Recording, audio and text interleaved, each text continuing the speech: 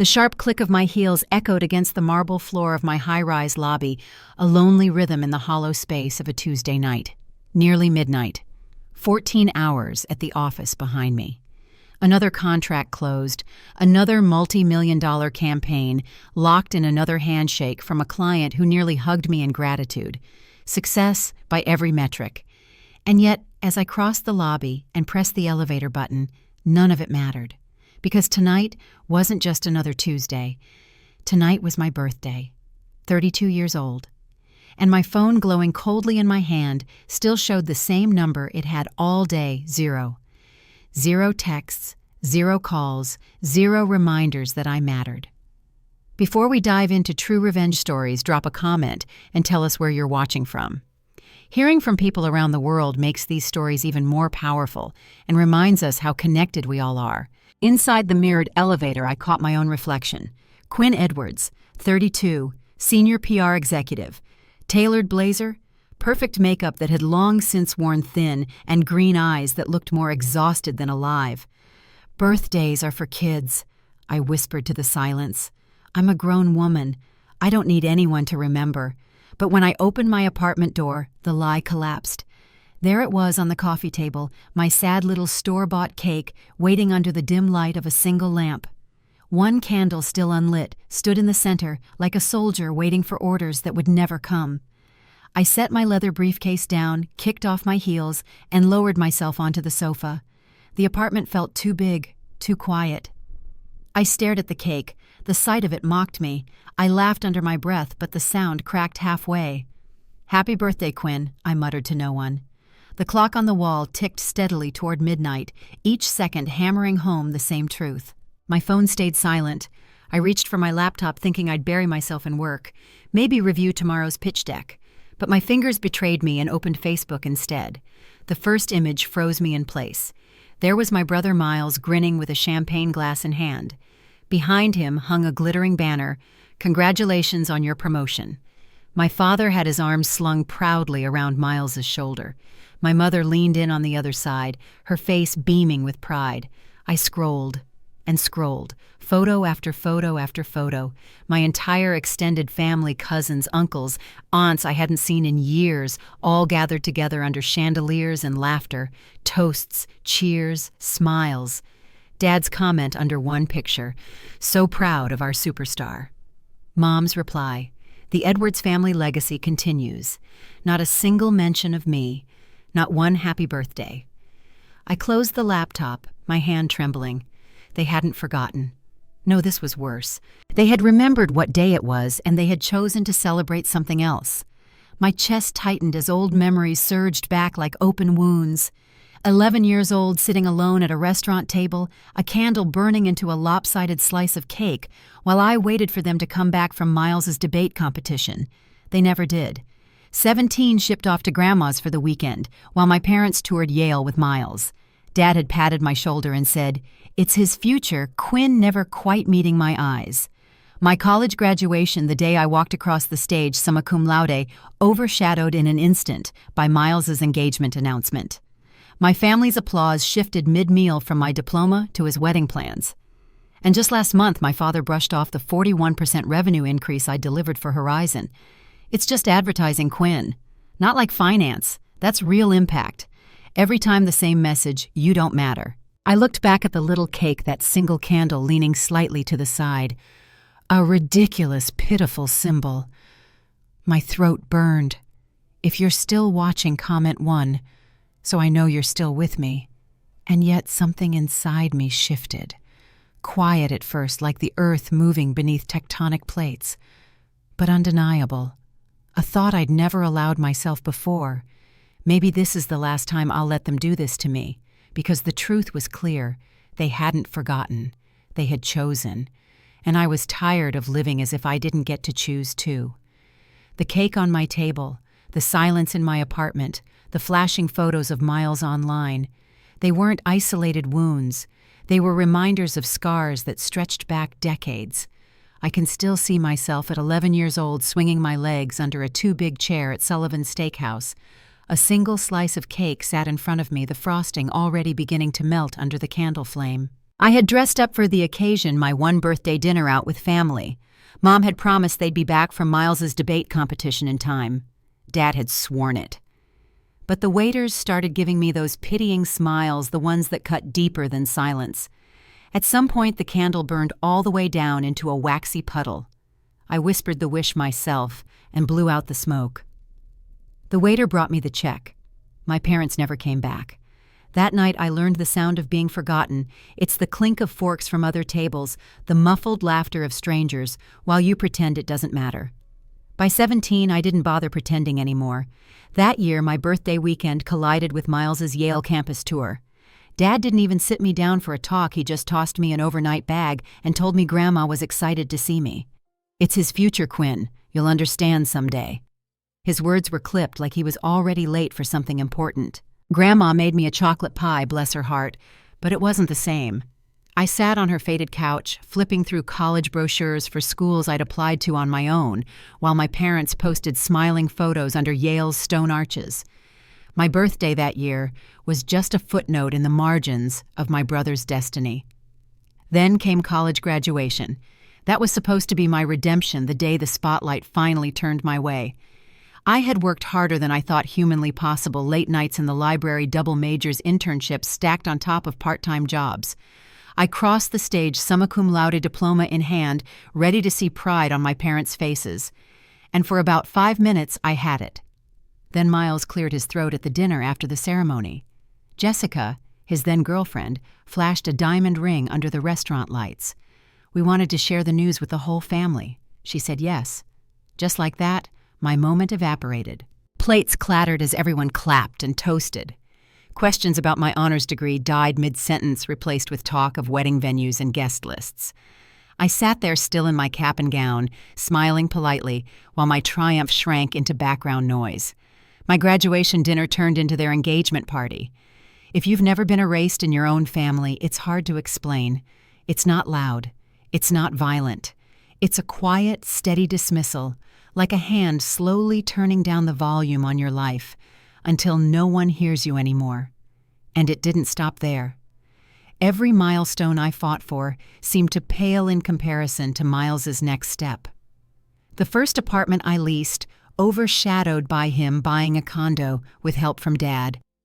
The promotion I earned at 28, lost in the excitement of his first child on the way. Even last month, when I pulled off a campaign that grew client revenue by 41%, Dad waved it off as just advertising. He said it like I'd bought stickers for a school fundraiser, not saved a national brand from collapse. It's a pattern. It's always been a pattern.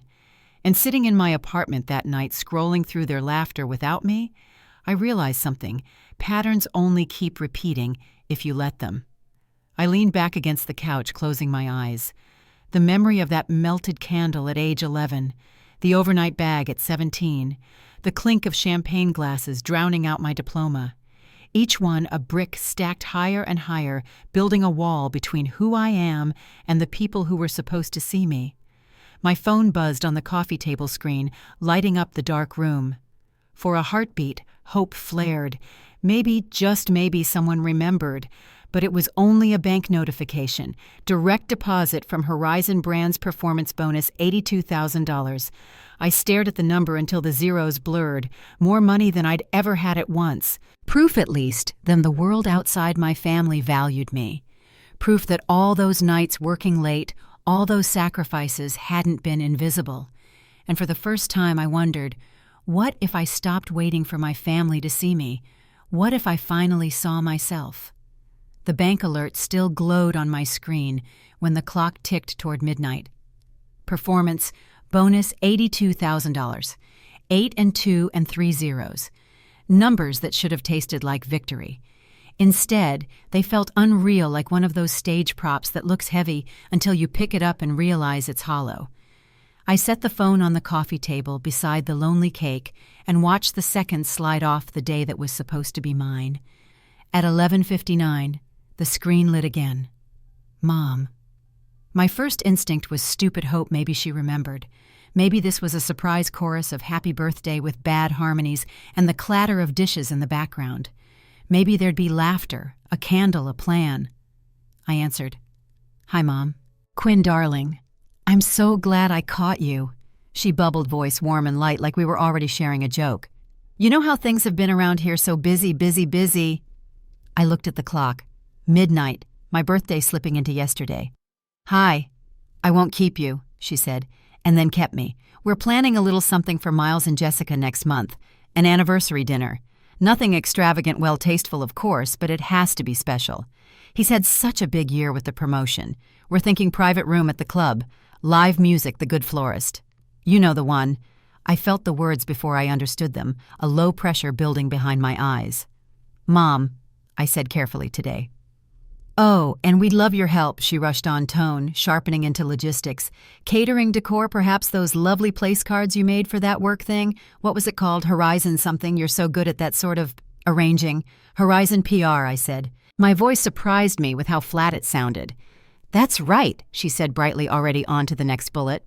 Now the deposit for the venue is due by Friday, so it would be wonderful if you could contribute. Your father and I were thinking, well, with your bonus, and all it's time you supported the family a bit more. Midnight struck. The soft click of the wall clock landed like a gavel. Mom, I said again, slower.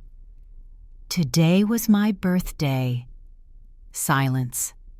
Not long, just long enough to measure exactly how much space I take up in her mind. Oh, she said, a small airy puff. Oh, honey.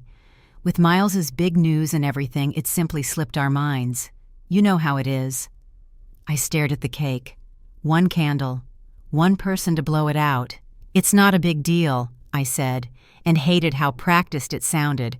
How much were you thinking? She brightened instantly, relief easing her tone. Nothing outrageous. We did some rough math, and considering your bonus, $20,000 would be appropriate. That covers the room, the band, the tastings. 20,000, I repeated, tasting the number like a foreign word. You're a professional now, she said. This is what families do, celebrate milestones. And truly, Quinn, think how good it will look. The Edwardses rallying behind their achiever. There it was, the word that always found me. Their achiever. Mom, I said, what exactly have you celebrated of mine? Oh, don't be dramatic, she sighed, instantly offended by an emotion I hadn't even let out yet. We have always supported you. We brag about you all the time. Just ask the Petersons, your father told them you do. Advertising. And besides, we're talking about your brother's anniversary. It would be unkind to make this about yourself.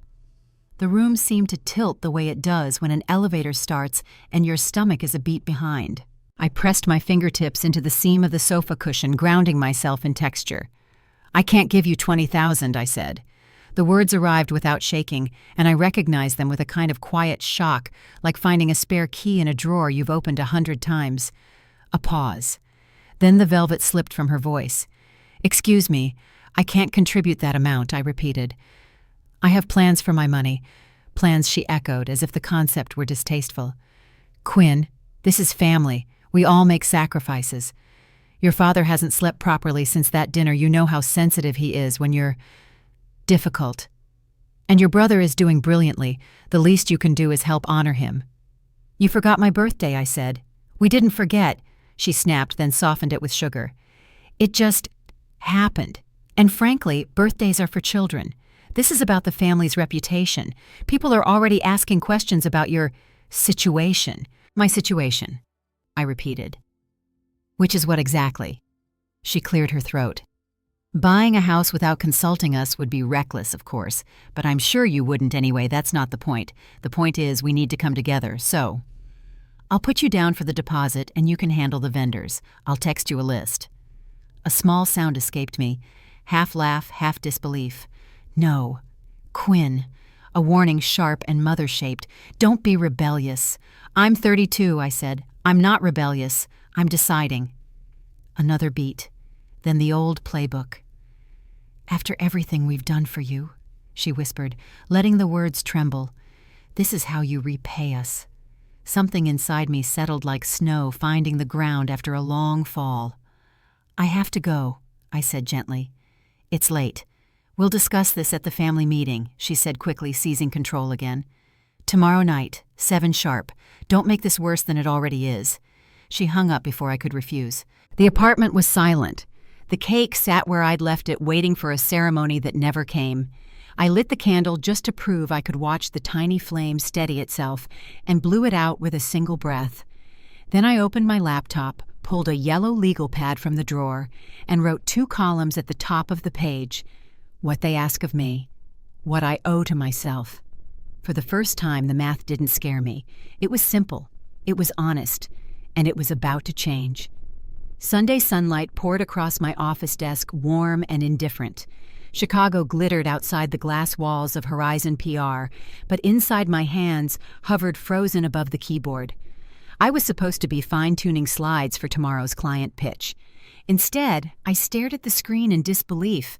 A chat window was open, one I should never have seen. Mom had accidentally added my work email to the family's group thread.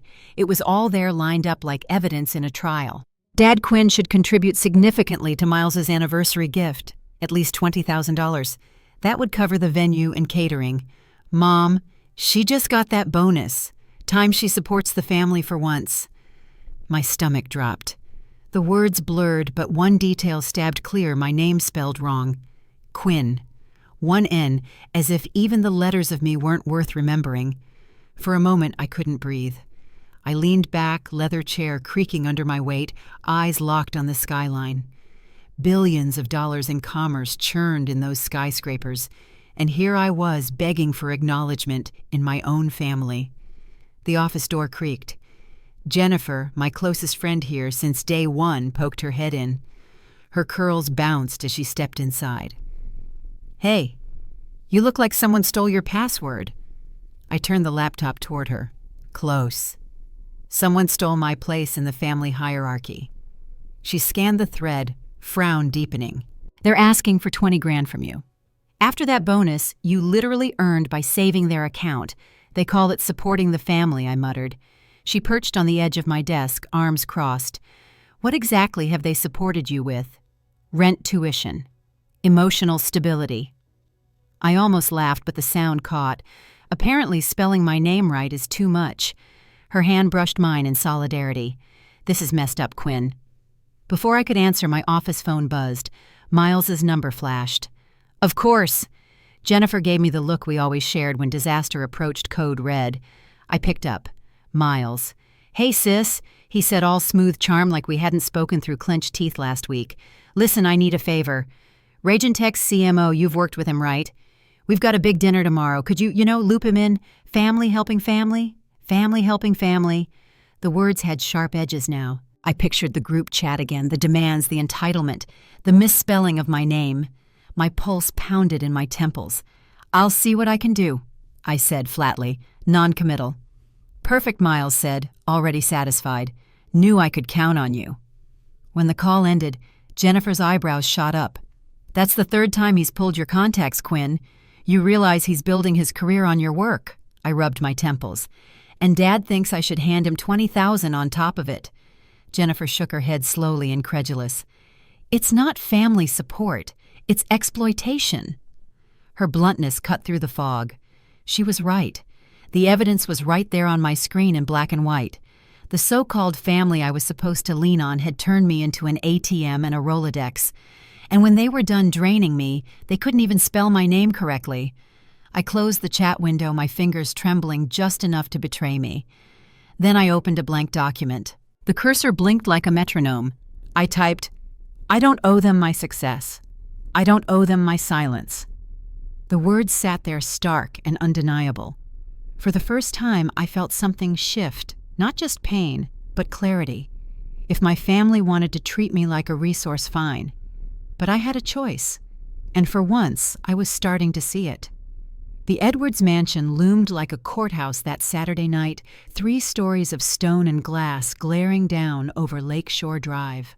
My heels clicked against the granite steps, each sound echoing in my chest. I wasn't here as a daughter. I was walking into a trial. Inside, everything sparkled as though nothing ugly had ever happened here. Polished wood floors, fresh lilies in crystal vases, silver candlesticks gleaming on the dining table already set with china. Mom fussed over flower arrangements, pearls glinting at her ears. Dad poured himself a scotch with surgeon-like precision. Miles and Jessica lounged on the leather sofa, laughing like a country club ad. I sat where I always sat between duty and invisibility.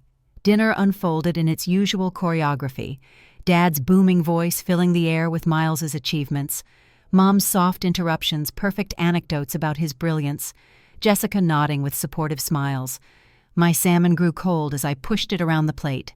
Dessert came, coffee was poured. That's when Dad set down his cup, steepled his fingers and looked at me. "Quinn," he said, tone clipped with authority, "we need to discuss your contribution to Miles and Jessica's anniversary celebration." The air shifted. The room contracted. Every gaze turned toward me. 20,000 should cover the venue and catering.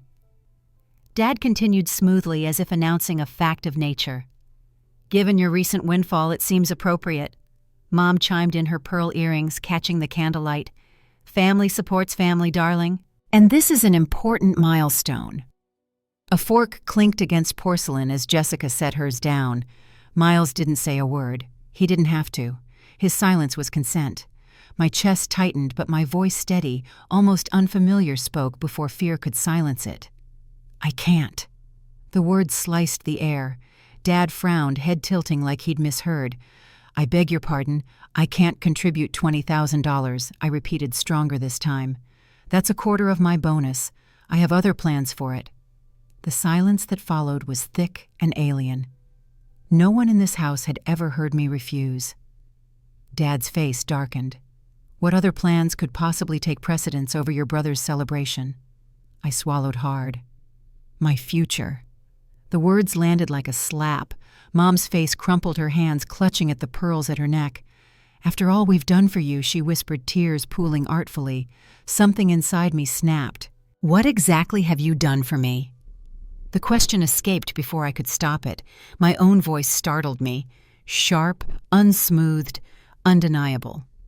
Dad pushed back from the table chair, scraping loud against hardwood.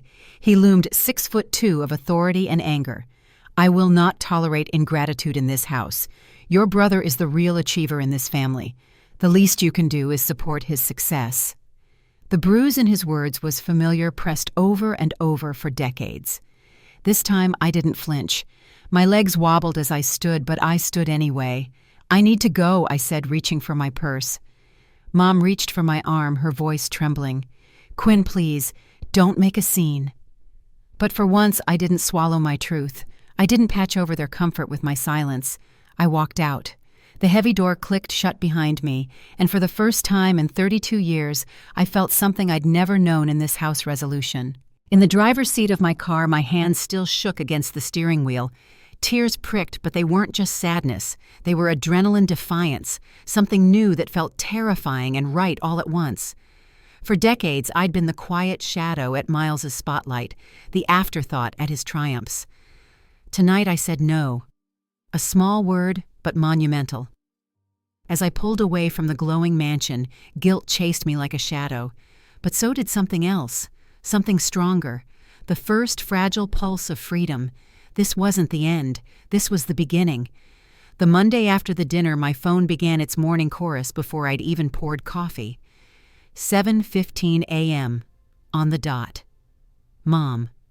Her voice carried that sugar-coated urgency only she could muster. "Quinn, sweetie, this rebellious phase needs to end. Your father hasn't slept properly since Saturday. He's so worried about you." I stared at my reflection in the bathroom mirror, mascara wand hovering midair. 32 years old, and my mother still spoke to me like I was sneaking out after curfew. "Mom, I'm not rebellious," I said, coating lashes with careful strokes. "I'm 32. I'm deciding." She gasped like I'd cursed in church. Deciding to break our hearts, after everything we've sacrificed for you." The words hit familiar, but they didn't land the way they used to. "I have a meeting," I said, and hung up before guilt could lace itself around me again. By lunchtime, the storm had shifted from phone to flesh. I was drafting crisis notes in Horizon's glass-walled conference room when the front desk pinged "Visitor" for Quinn Edwards. Jennifer stuck her head in seconds later, whispering urgently, "Code red. It's your dad." I nearly dropped my pen. "Here." At the office, he's heading this way. And there he was, Richard Edwards, 6'2" of command in a tailored suit, silver hair gleaming under the fluorescent lights. He moved through the lobby like he owned the building. Conversations stuttered, heads turned. "Dad," I said, intercepting him by the reception desk. "This is my workplace. Then conduct yourself like a professional," he barked, his voice carrying just far enough to draw stares. "Professionals honor their family obligations." I could feel 20 pairs of curious eyes on us. Heat flushed my cheeks. I gestured toward an empty meeting room. "Lower your voice. We'll talk in here." He followed posture, stiff jaw set. As soon as the door clicked shut, he wheeled on me. "Your mother hasn't stopped crying since Saturday. Is that what you wanted? To punish us because we missed one birthday?" One birthday. My voice cracked sharp with years of swallowed silence. Try 20 birthdays, graduations, achievements, every milestone of mine eclipsed by miles. "You always exaggerate," he said, dismissing the words with a flick of his hand. "The point is, your brother deserves our support. 20,000 is more than fair. You'll do this." My phone buzzed on the table. Client emergency, Westridge Foods. I had to handle it now or we'd lose a $3 million account.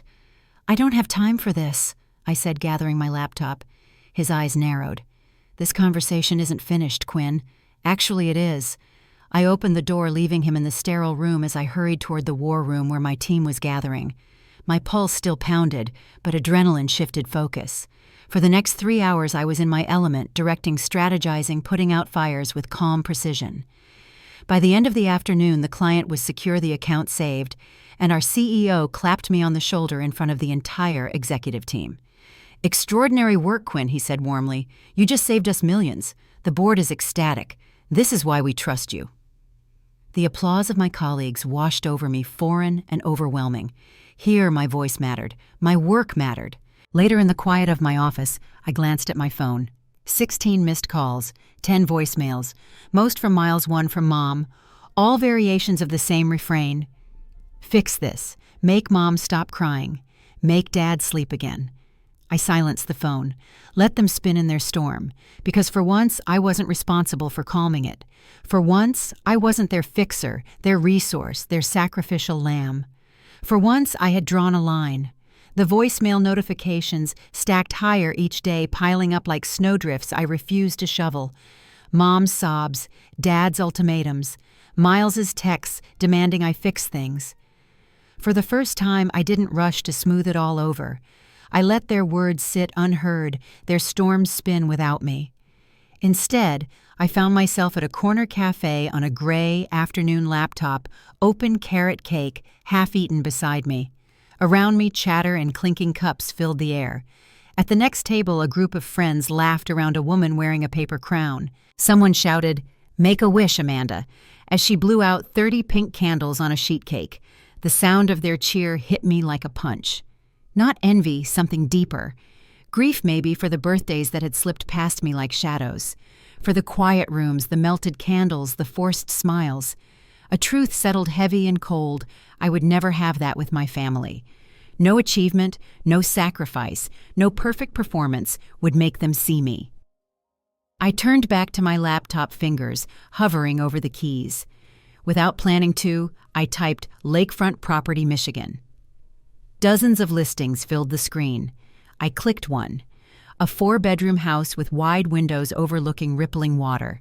A cedar deck wrapped around 3 sides. Pine trees shaded the yard, their branches promising privacy. The price tag glowed $365,000. My breath caught. For once, the thought of spending money didn't feel reckless. It felt possible. My bonus alone could make a down payment. My credit was solid. This wasn't a fantasy. It was a door. I scrolled through the photos again, sunlight spilling across hardwood floors, a stone fireplace waiting for cold nights, a kitchen big enough for laughter and coffee and warmth. Each image cracked something open inside me, as though I were seeing a version of life I'd never dared imagine. That night back in my apartment, I couldn't stop thinking about it. I lay awake replaying Dad's voice calling me. Ungrateful. Mom's tears sharpened into weapons, Miles's silence that spoke louder than words. Every memory pressed down on me until I finally whispered into the dark. What if I just stopped asking for their permission? The question scared me, but it also thrilled me. 2 mornings later, I found myself on a highway heading north GPS, directing me toward the lake town listed in the ad. My hands gripped the wheel tighter with every mile, as if letting go might send me careening back into the orbit of my parents' demands. When I arrived, the realtor, a brisk woman in a red scarf, walked me through the house. Sunlight streamed across polished floors. The lake shimmered beyond the windows, a mirror of sky and water, stretching endless and blue. "The owners are motivated sellers," she said. "They've already moved to Arizona." I stepped onto the deck, the boards warm beneath my shoes. The breeze carried pine and water and something else, freedom. "I'll take it," I heard myself say. The realtor blinked. "Don't you want to think about it? Maybe bring family to see it first?" I shook my head. "No, this is for me." The words felt clean, final. Driving back that evening, I replayed them over and over. For me. Not for Dad's pride, not for Mom's reputation, not for Miles's endless climb. For Quinn. At a red light, my phone buzzed again. Another missed call, another voicemail. I set it face down in the cup holder. Outside the windshield, the sunset painted the sky in gold, and rose streaks of light stretching toward the horizon, and for the first time in 32 years, I felt like maybe, just maybe, the horizon belonged to me. The closing office was quieter than I expected. No fanfare, no champagne, just the shuffle of papers and the steady scratch of my pen. Each signature I scrawled across the stack felt less like a financial transaction and more like a declaration. This is mine. Mrs. Bennett sat beside me, her 84-year-old hands folded neatly in her lap. She'd insisted on coming. "Every home needs a witness," she said with a smile. "Someone who sees you claim it." When the realtor slid the keys across the table, Mrs. Bennett squeezed my hand. "You're doing the right thing, dear. Sometimes you have to build your own sanctuary." I held the keys in my palm the whole drive north, their cool metal grounding me. For once, I wasn't chasing my family's approval or waiting for crumbs of recognition. For once, I had chosen something for myself. The lake house was even more beautiful when it was mine. Sunlight spilled across the wide windows, throwing golden patches onto the hardwood floors. The stone fireplace smelled faintly of cedar. Upstairs, the master bedroom overlooked the water pine trees swaying just beyond the glass. I moved room by room, unpacking slowly. In the living room, I hung framed copies of my professional awards, proof that my work mattered, even if my parents pretended otherwise. On the mantel, I placed a photo of me and Jennifer at last year's company gala, laughing, champagne glasses raised high. The master bedroom became my favorite space. I bought soft bedding, a reading chair angled toward the lake, a stack of novels on the nightstand. Above the door, I hung a small wooden sign I'd ordered online, the birthday suite. The name made me smile every time. A quiet rebellion. A reminder that no one else would decide whether my birthday mattered. On a bright Sunday afternoon, I typed out invitations for a small housewarming. Nothing fancy, just colleagues Jennifer and, of course, Mrs. Bennett. My finger hovered over my family's contact list for a long time. A lifetime of conditioning urged me to include them to prove I was still the dutiful daughter. Instead, I pressed send only to those who had actually celebrated me, people who saw me clearly. It was a small gesture, but it felt monumental, like laying the first stone in a wall of boundaries I'd never had before. The party was simple and perfect. Jennifer arrived first with a bottle of sparkling rosé and a bag of chips.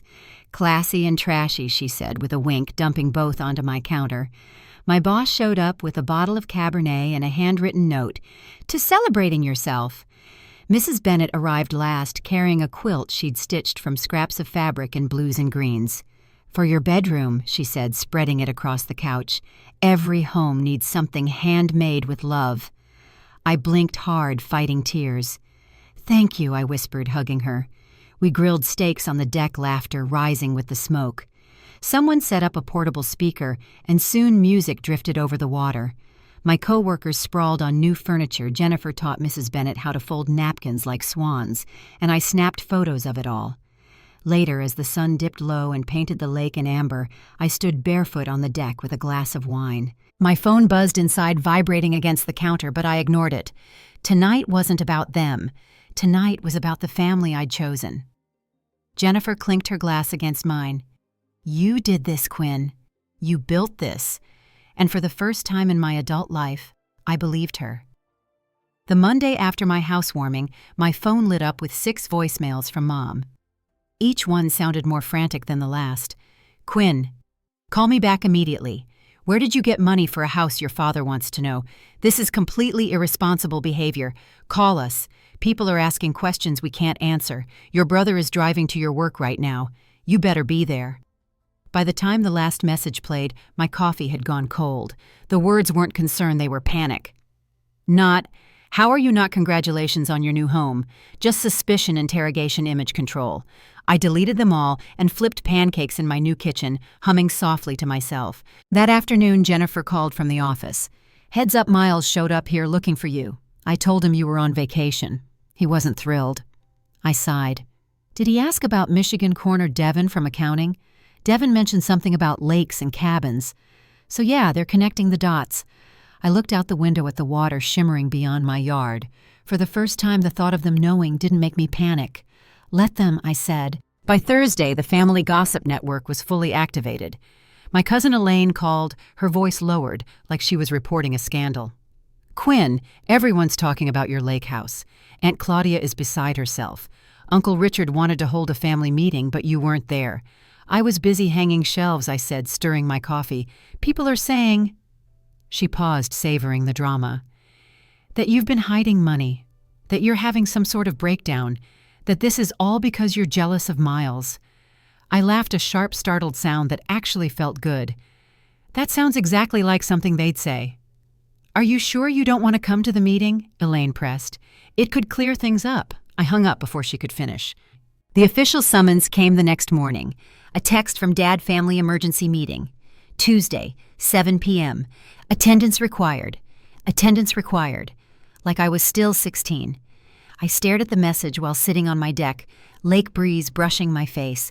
I'd spent the day hanging curtains and sanding the railing, simple work that left my hands rough, but my mind steady. Now, with twilight spilling over the water, the idea of stepping back into that mansion felt absurd. Still, part of me knew I couldn't avoid it forever. If I didn't show, they'd only escalate. They always did. Tuesday night, the granite steps of the Edwards mansion stretched before me like the entrance to a courthouse. In my arms, I carried 3 heavy photo albums, the silent witnesses I'd been saving since childhood. Evidence of years, erased birthdays, ignored milestones overshadowed. My knuckles whitened around the spines as I climbed. I rang the doorbell. Not my key, not my role as dutiful daughter, just the clean, sharp chime of a guest demanding entry. Dad opened the door, his frame filling the threshold. His eyes flicked to the albums in my arms, then back to my face. "You're late," he said. No hug, no smile, just judgment. I stepped inside anyway, the weight of the albums grounding me. Tonight, I wasn't here to beg for a seat at their table. I was here to put the truth on record. The dining room looked like a stage set for a play I'd been cast in my whole life. The long mahogany table gleamed under the chandelier. Sterling silver candlesticks flickered with polite flames. Plates of beef Wellington sat steaming at each place setting, Miles's favorite, not mine. It hadn't been mine since high school, but no one remembered that detail. I carried the albums into the room like a prosecutor entering court, each one heavy with pages I'd organized for years. My parents sat at their usual spots, Dad at the head, Mom at his right hand. Miles lounged across from me, drink in hand, confidence etched into his posture. Jessica smiled faintly, the kind of smile you wear when you're not sure whose side you should be on. "Your mother made your favorite," Dad said as he cut into his plate. "Beef Wellington." I didn't sit. "Let's cut to the chase. I know why you called this meeting." Mom gave a little sigh, pressing a tissue to her eye. "Quinn, sweetheart, we're just concerned about your impulsive decisions, buying a lake house without consulting us, posting it online. People are asking questions. Reckless spending," Dad added smoothly. "Poor financial planning. It reflects badly on the family." I slid into my chair, leaving my plate untouched. It was my bonus money, and I don't owe you an explanation for how I spend it. Miles cleared his throat. No one's saying you can't have nice things, but maybe selling it would keep the peace. Mom's been crying every night. Mom dabbed her eyes dramatically, though the tissue was still dry. You're breaking your mother's heart, she whispered. I stood again, walked to the sideboard, and returned with the first album. I set it in the center of the table, the thud echoing against crystal and china. I brought something I thought you should see. Dad frowned. We don't have time for scrapbooks. Make time, I said. My voice didn't waver. I opened the first album. Pages of Miles's birthdays filled the spread ages 6 through 25. Miles in party hats, Miles blowing out candles, Miles surrounded by towers of presents. At 18, a car with a giant bow. Dad handing him the keys. Mom crying tears of joy. Every milestone documented with professional photography. Turn to page 16, I told him. Miles hesitated, then flipped. The glossy photo of his 18th birthday filled the space. The car, the keys, the cake, taller than my head. His jaw tightened. I slid the second album forward. This one's mine. Mom reached for it first, her fingers trembling as she flipped it open. Empty pages stared back at her. A few scattered snapshots, me alone, with a store-bought cupcake, a candle already burned down. Me at 13, half smiling in Grandma's kitchen. Me at 30, hugged by Mrs. Bennet in front of a chocolate cake she'd baked. There was nothing to put in it, I said. My throat tightened, but I forced the words out. On my 21st birthday, you were at Miles's engagement party. Remember, Mom froze, blinking down at the barren pages. I opened the third album without waiting. Family vacations spilled across the glossy spreads, Disney World, the Grand Canyon, European tours. Every face I recognized except mine. I wasn't there, I said. I was left with Grandma, or told there wasn't enough money, or sent to summer camp while you toured castles with Miles. The silence was a wire-pulled taut ready to snap. Dad's chair scraped harshly against the floor as he stood, his face flushed crimson. What's the point of this melodrama? You've always been the difficult one. The point, I said, sliding a stack of papers across the table, is evidence. The spreadsheet lay in front of them, highlighted and color-coded. 2 columns, Miles versus Quinn. College tuition full ride for him, partial loans for me. Car's down payment for him, nothing for me. Birthday parties, thousands for him, hundreds for me. Family trips, endless rows under his name, blank cells under mine. The numbers tell their own story, I said. Finally, I pulled a folded page from my purse. A diary entry written in my 9-year-old handwriting. Maybe next year they'll remember without Grandma reminding them. My voice caught as I read it aloud. Then came the photograph, the one I'd kept tucked away for years. Christmas dinner 3 years ago. A place setting with my name written on a card, an empty chair waiting. You knew I was working in Chicago, I said, sliding the photo toward them. You took this picture and sent it to me with the message, "We missed you. You wanted me to feel guilty for not being there." I pointed at the photo, my hand steady. Look closer. That's not my usual chair. That's where guests sit. Even when you pretended I belonged, you still made me the outsider. Mom's face crumpled, finally cracking into real tears. Dad's jaw tightened until the muscle twitched. Miles stared at the evidence, his drink forgotten, his confidence shaken. "What do you want from us, Quinn?" Dad demanded. His voice thundered across the table. "An apology." "Fine." We favored Miles. He was always the priority. He's carrying the Edwards name, the Edwards legacy. The words should have gutted me. Instead, they landed like confirmation of what I'd known all along. Mom reached for me, her tears spilling. We didn't mean to. It just happened. And then it became a pattern, and you were easier to ignore. And easier to forget, I finished for her. Miles still hadn't spoken. His eyes stayed fixed on a photo I deliberately placed near him at 8, surrounded by presents, me at 6 in the background, mouth tight in a smile that didn't reach my eyes. I gathered the spreadsheets, the diary page, the photograph, but I left the albums behind. You can keep them, I said. My voice was clear, steady. Consider them a gift. I don't need your approval anymore. I don't need your validation. I waited 32 years for you to see me. I'm done waiting. I turned toward the door, my steps slow, deliberate. Behind me, Mom sobbed into her hands. Dad said nothing. Miles finally whispered Quinn, but the word broke in half fragile and unfinished. The oak door closed with a quiet click that echoed like thunder through the hall. Outside, the evening air smelled sharp with autumn. I hugged my coat tighter around me, the weight of absence lifting with each step I took toward my car.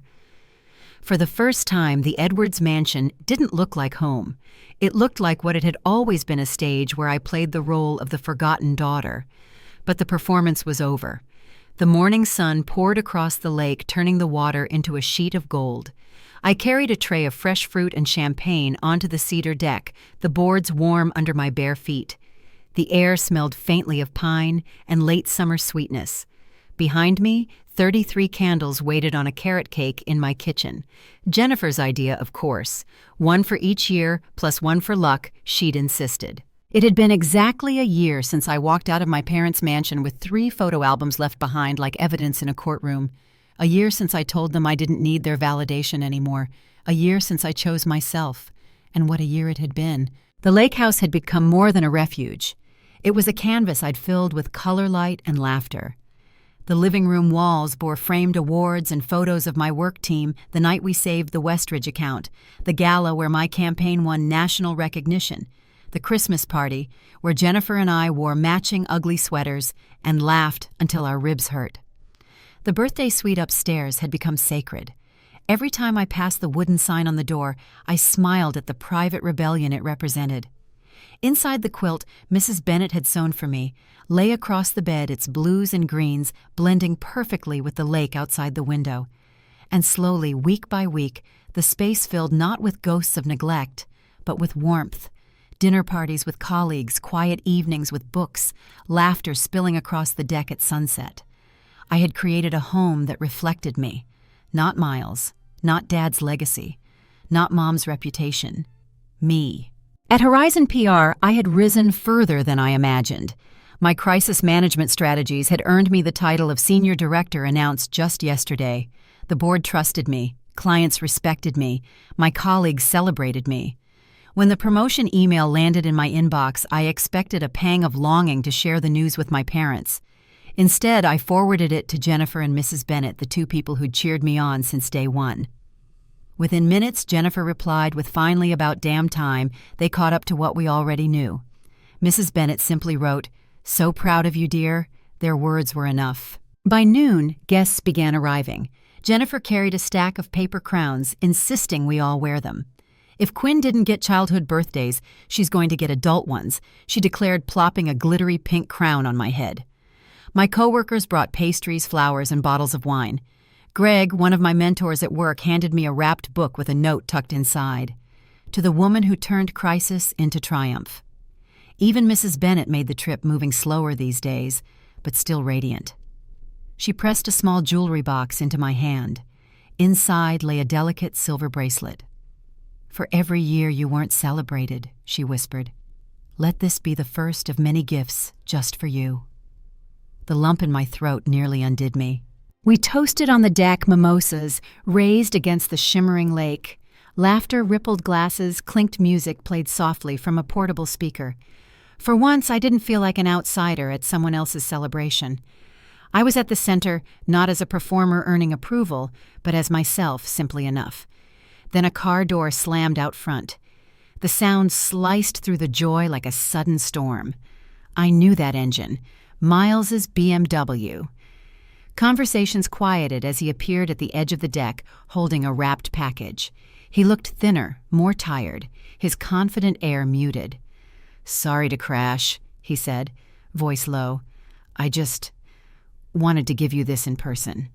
A year ago, I would have bristled. Today, I surprised myself by saying, 'Join us.'" Later, after the party drifted indoors, Miles and I sat at the end of the dock. The package rested between us. For the first time in decades, there was no script, just silence and the lap of water against the posts.